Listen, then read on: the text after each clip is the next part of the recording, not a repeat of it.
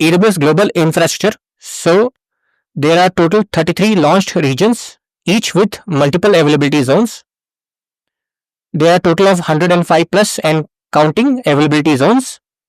There are 600 plus points of presence and 13 regional edge caches, 38 local zones, 29 wavelength zones for ultra low latency applications, 245 countries and territories served, 115 direct connect locations.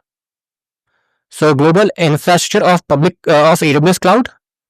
AWS Cloud infrastructure is structured around regions and availability zones, with each region being a specific physical location around the world that houses multiple availability zones. Each availability zone comprises one or more discrete data centers, ensuring isolated and secure environments within the same region. These data centers are equipped with redundant power supplies, networking, and connectivity to ensure uninterrupted service and reliability. The architecture of having multiple availability zones allows for the deployment of highly available, fault-tolerant, and scalable applications and databases, surpassing the capabilities of a single data center setup. AWS regions and availability zones. AWS regions are physical locations around the world where data centers are clustered.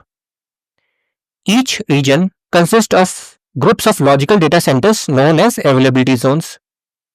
Every AWS region contains at least 3 isolated and physically separate availability zones within a geographic area. Unlike other providers with single data center regions, AWS multiple AZ design offers significant benefits for reliability and fault tolerance. Each AZ operates independently with its own power, cooling, and security to ensure uninterrupted service. AZs are interconnected with redundant high-speed networking, enabling ultra-low latency communication. Customers can design their applications to run across multiple AZs, achieving greater fault tolerance and high availability. So here in this picture, we have all the 33 active AWS regions, and the red dots denote the region that will come soon. And in this picture, North America continent has 8 regions. So this is another example, and in this diagram, Asia Pacific has 9 regions. Red dots are the regions which are coming soon, and in this case, it is in Malaysia and Thailand. Next, I will be covering availability zones. So an availability zone consists of one or more data centers equipped with redundant power, networking, and connectivity. AVs enable running production applications and databases with greater availability, fault tolerance, and scalability than possible in a single data center.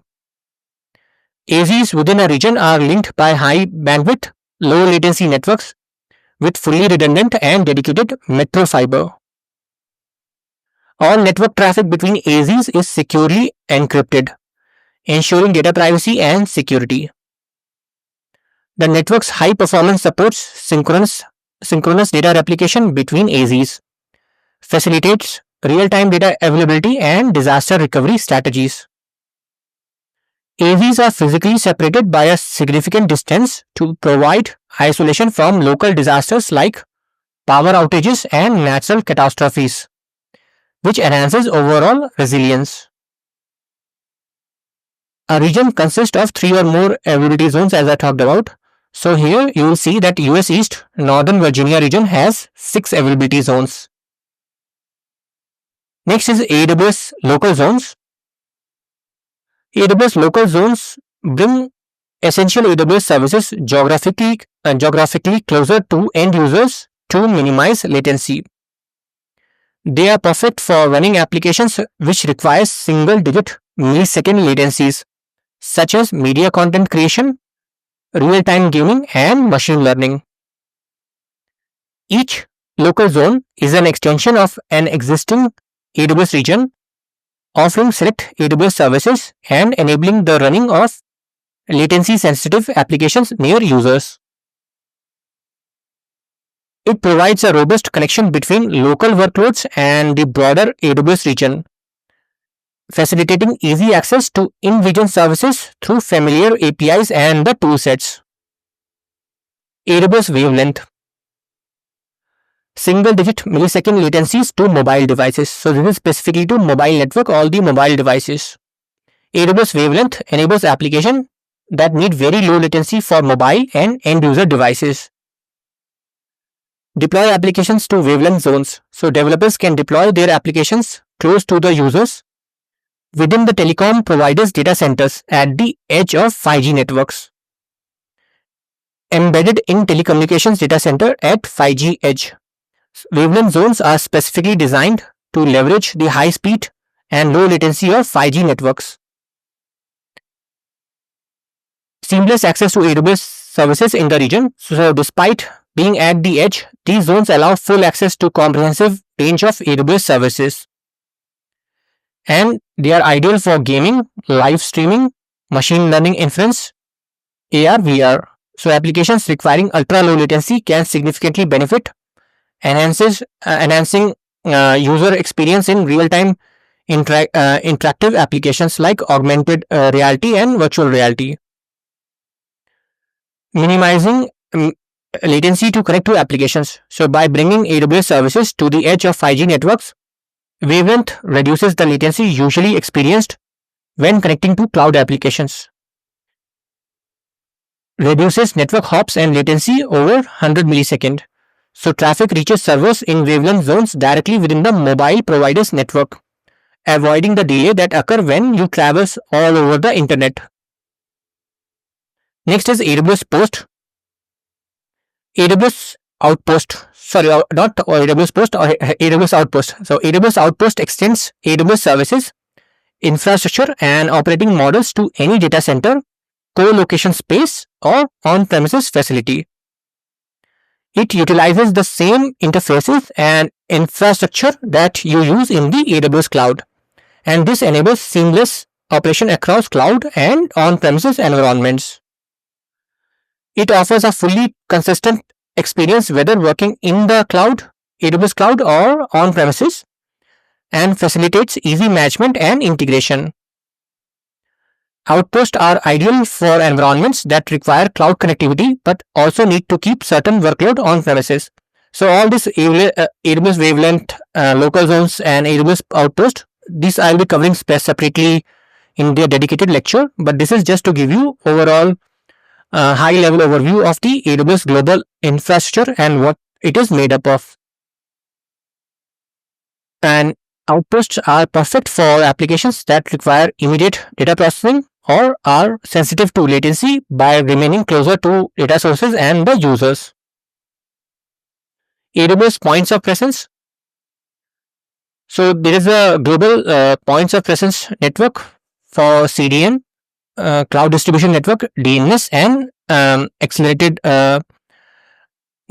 global accelerator. So AWS operates points of presence hosting, Amazon CloudFront, Amazon Route 53, AWS Global Accelerator to optimize edge networking. So this is specifically for edge networking, and there are over 410 points of presence in 90 cities across 48 countries. The extensive edge network includes edge locations and regional caches, ensuring global coverage.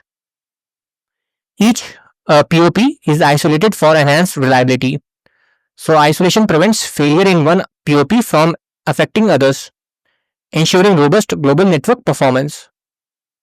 Pairing with thousands of telecom carriers globally. So AWS network is highly connected for optimal performance, pairing with major tier 1, tier 2, tier 3 telecom carriers. High capacity AWS network backbone. Edge locations are linked to AWS regions via high capacity redundant fiber network, enhancing content delivery and acceleration. So this is a map of Amazon CloudFront Global Edge Network, and you can see there are multiple edge locations. They are across all the cities and major traffic congestion point, and you have multiple edge locations. So these are purple dots, and then you have regional regional edge caches. So there, the data, if you are accessing from S3 or some other services, it will be cached for faster serving to your end customers. Cloud security at AWS. AWS prioritizes security, helping organizations leverage the cloud scalability and flexibility securely. Foundational services and built-in security are core to AWS cloud infrastructure, enabling tailored security measures. Customers use a network architecture built for the most security-sensitive organizations, offering security without the cost of physical maintenance. Cloud security mirrors on-premises security but eliminates the need for physical hardware management, utilizing software-based security tools. AWS Cloud allows scaling and innovation within a secure environment at lower cost than on-premises solutions. AWS ensures security of the cloud, while customers are responsible for security in the cloud, maintaining control over their resources. AWS offers extensive security tools and features, including network security and data encryption, to meet security objectives. AWS environments undergo continuous auditing to maintain security standards, with various tools available for asset inventory and compliance reporting. AWS Cloud Compliance.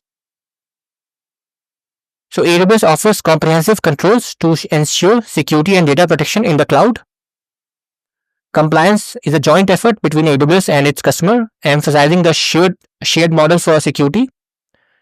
Customers can leverage AWS security practices and controls built on its infrastructure for their operations. And here, SOC is Service Organization Control.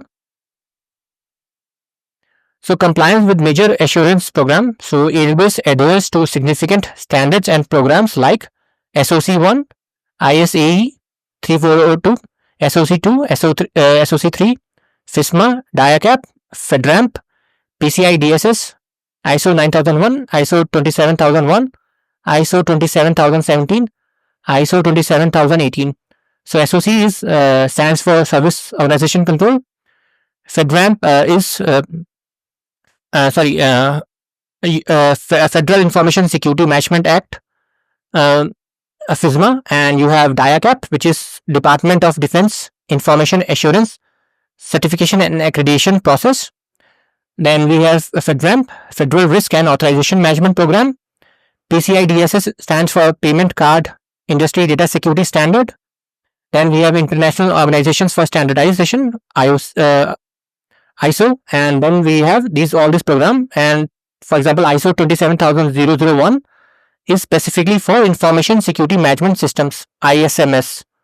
Then ISO 27070 is specifically for security controls for cloud services. ISO 27018 is for the protection of personally identifiable information in public clouds, and ISO 9001 is specifically for quality management system. So AWS provides detailed information about its IT control environments through white papers, reports, certification, accreditations, and attestations from third parties. So to access AWS services, we have AWS Management Console. So you access and management AWS web services through the Web Management Console, which is a simple and intuitive user interface. Then we have AWS Command Line interface, and this is a unified tool to manage all your AWS services. And with just one tool, you can download and install on your machine, and after configuration, you can control multiple AWS services from the command line, and you can automate through scripts. So Management Console is basically web, and CLI if you want to do any kind of automation. So you can write scripts and all those things, and you can integrate with your CI/CD tooling and all those things. And lastly, we have software development kits. So SDKs simplify using AWS services in your applications with APIs. So basically, you have Java API, you have .NET, you have Node.js or Python APIs. So when you use this API, you can automate it even further. So you can use CLI to automate most of the tasks.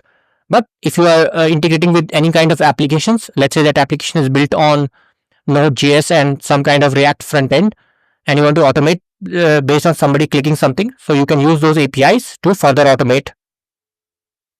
And that's all. Thanks for watching.